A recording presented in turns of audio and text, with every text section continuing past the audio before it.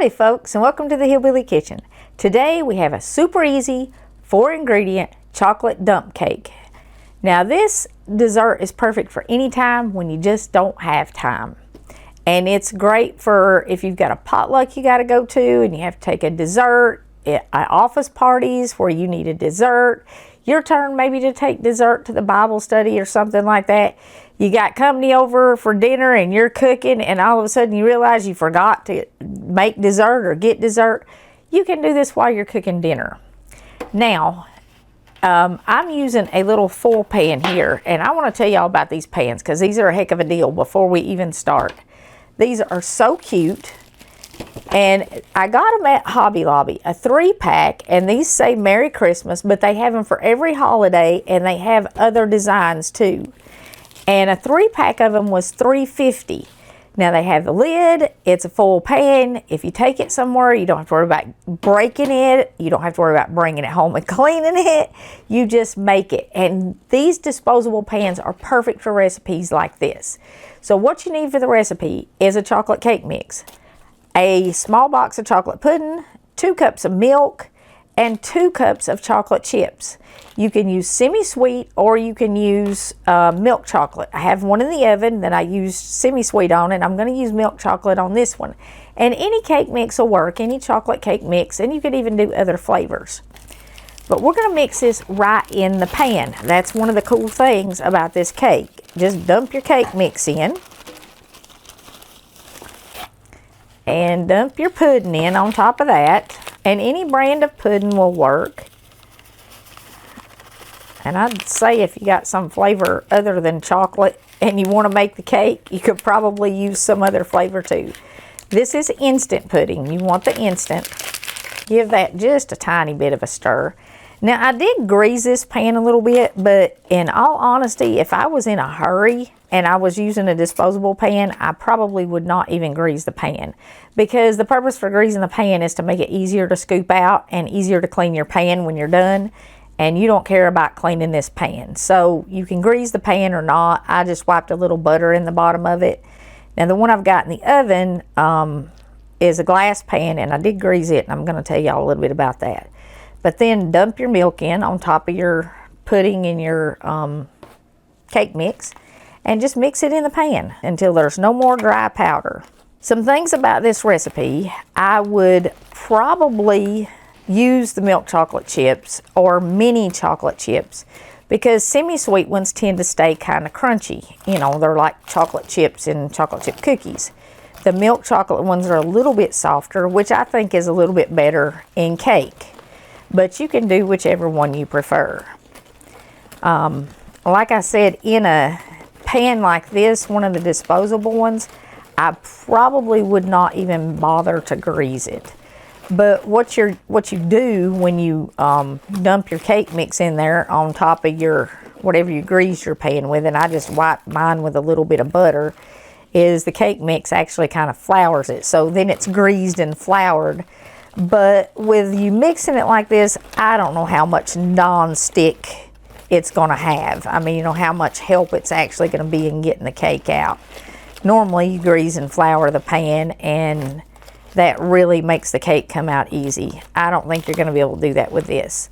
You do scoop this cake out to serve it though, so, you know, if you're in a hurry, don't waste time with it, is what I'm saying. I've about got it mixed up here. You do want to get out, make sure there's not any big dry lumps. If it's, you know, kind of like the pancake size lumps or something, you know, sometimes in your pancake batter you have some little lumps and they don't hurt anything. Little bitty lumps are not going to hurt anything. You just don't want big lumps. And you want to kind of smooth that out a little bit.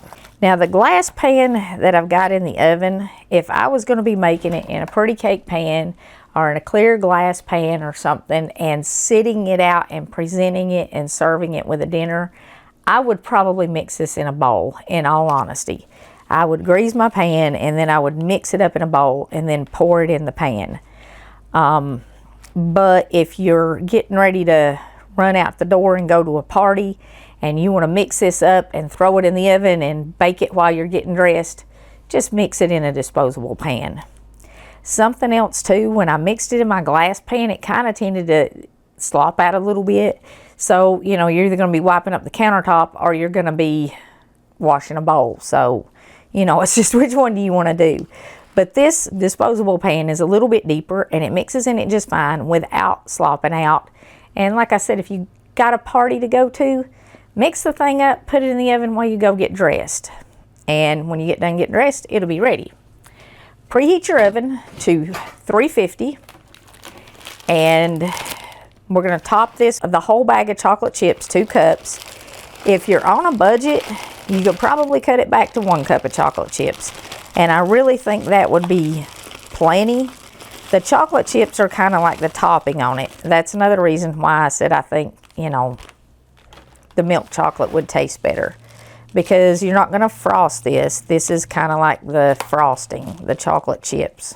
It's not really a frosting, it's a topping. Spread them out a little bit and put this in a 350 degree oven for 30-35 minutes until it's done. And you should be able to poke it with a fork or not a fork, a toothpick or a cake tester. Don't poke your cake with a fork, it'll make a mess out of it. And then once it's done, we're going to let it cool about 15 minutes before we serve it. But let's see here. Oh, the one that's in the oven should be done. So let's put this one in the oven and we'll get the other one out here and talk about it.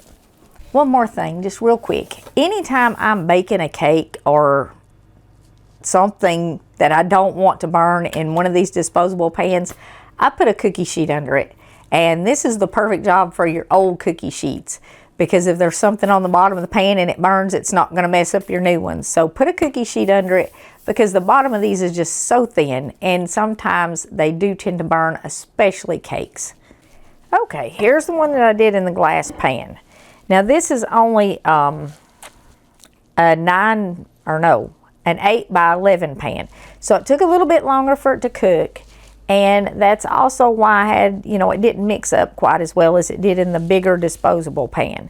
And that's something else to keep in mind. If you are needing this in a hurry, use a bigger pan. Use a 9 by 13. It'll be thinner and it will cook quicker.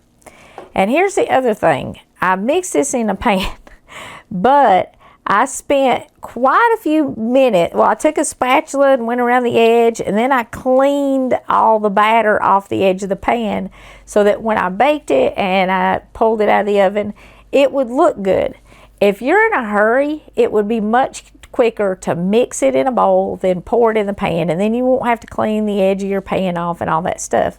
But I did not want it burned all along the edge of my pan because I was showing it to all of y'all, and it would look really, really bad if it was burned around the edge of the pan. So, you know, these cute new ideas and the dump cakes and the quick mixing and no dirty bowls, all that stuff sounds really, really good. But sometimes, there's an old saying, sometimes the long way is the short way. Well, sometimes it's quicker to mix it in the bowl. And it would certainly have been quicker to mix it in the bowl than it would have been to clean up the edges of the pan, because when you mix it, you slop it all up the edge of the pan. But anyway, some old people sayings for y'all. Now, you should really let this cool for like 15 minutes. I had to wait a little while for it to finish cooking, so I'm not going to wait 15 minutes for it to cool. But how you serve this is you actually scoop it out, and I do need something to hold that with because it is hot. You scoop it out into bowls or ice cream cups, and you can see the chocolate chips are all melted. And what this is going to give you is something kind of like a hot fudge cake. And it does come out fairly clean. You know, it don't leave all your cake in the pan. You can see there's a little bit left there, but not too much. And then you're going to top it with, and you could even do 2 scoops if you don't have a lot of people, or if you're serving adults. If you're serving kids, 1 scoop's plenty. This is a lot of chocolate, but if you wanted to fill your cups up, you could. But you can top it with ice cream.